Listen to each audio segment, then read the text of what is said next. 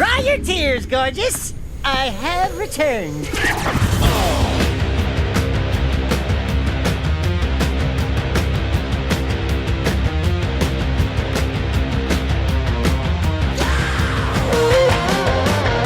All right, everything with more than 2 legs start trembling, because the Daxtonator is in the building. In 2001, Naughty Dog, the creators of Crash Bandicoot, wanted to make a game to show off the platforming power of the PlayStation 2.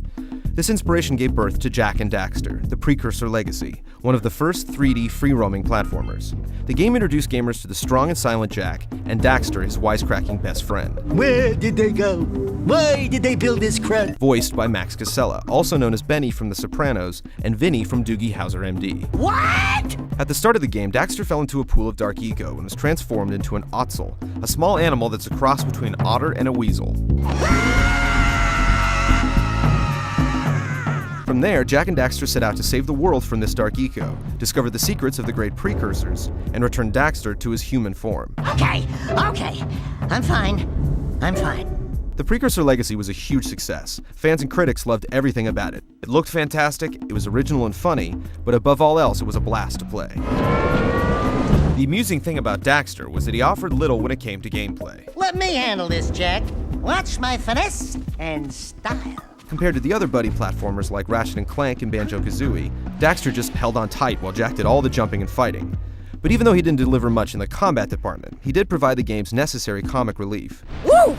Baby, it's your breath. And by accident, started the two heroes on their trilogy adventure. We won't find any more of that dark, gooey eco stuff, will we? 'Cause I'd hate to fall in again and turn into you. Get in there! Naughty Dog quickly got to work on the sequel, and in 2003, Jak II hit stores.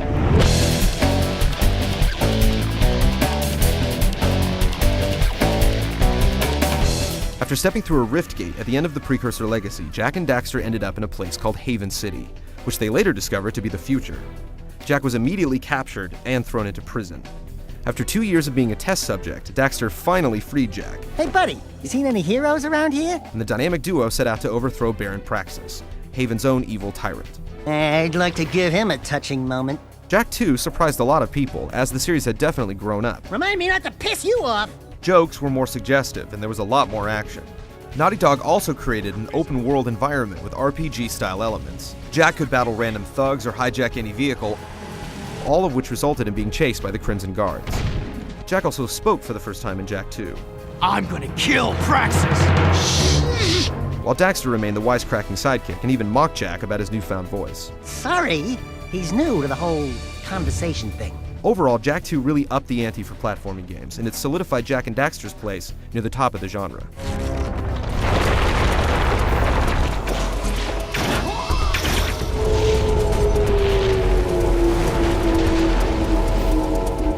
Yeah, I guess you guys are in.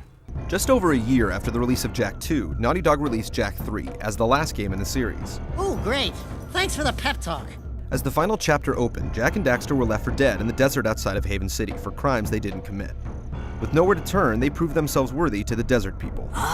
Then he is dangerous, and that could be useful. You can call me Orange Lightning. Zing. They discovered that a dark matter ship was headed directly towards their planet, and the only way to destroy it was to use the planetary defense system at the planet's core. On their journey, they also found out that the legendary precursors were ottsels, like Daxter. I think you've been out in the sun a little too long. At the end of the game, these furry friends offered to return Daxter to his original form. He declined, having grown used to his new look, and simply asked for a pair of pants. Oh yeah, now we're talking. Most of the Jak fans figured that once Jak III completed the trilogy, it would be the last time they'd get to play as their favorite PS2 heroes. But Naughty Dog took the series in a surprise direction in 2005 with Jak X Combat Racing. I can't believe you two are still alive! Yeah, what a surprise.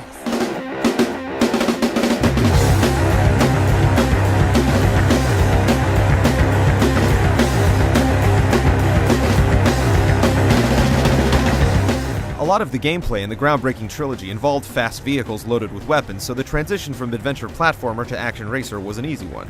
You ruined my story! It also retained the same attitude and sense of humor Naughty Dog veterans had come to expect, along with an outrageous storyline that only Jak and Daxter could get themselves caught up in.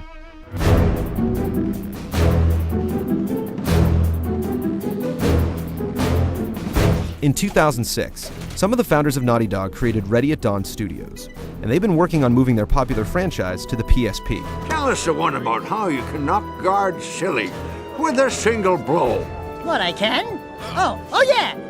They're giving gamers complete control of Daxter for the first time and pushing Sony's handheld to its platforming limits. Just give me the bug juice, Pops, and make it a double. Daxter is set between Jak I and II, which means we'll finally get to see what he was up to while Jak was stuck in prison, and how Daxter eventually frees him. Don't worry, Jak. I'll save you before you know it.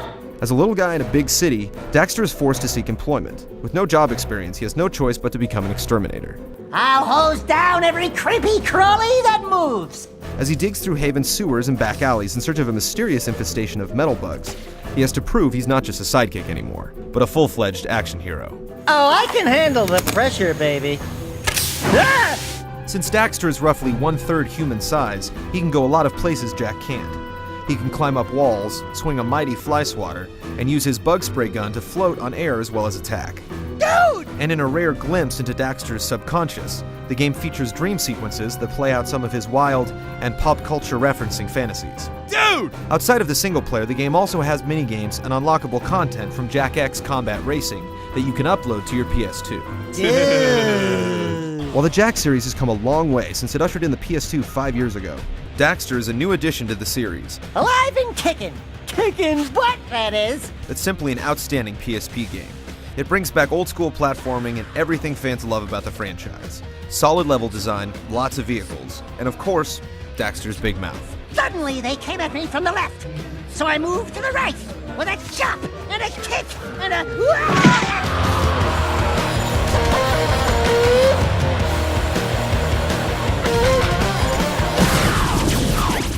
That is a heroic exit.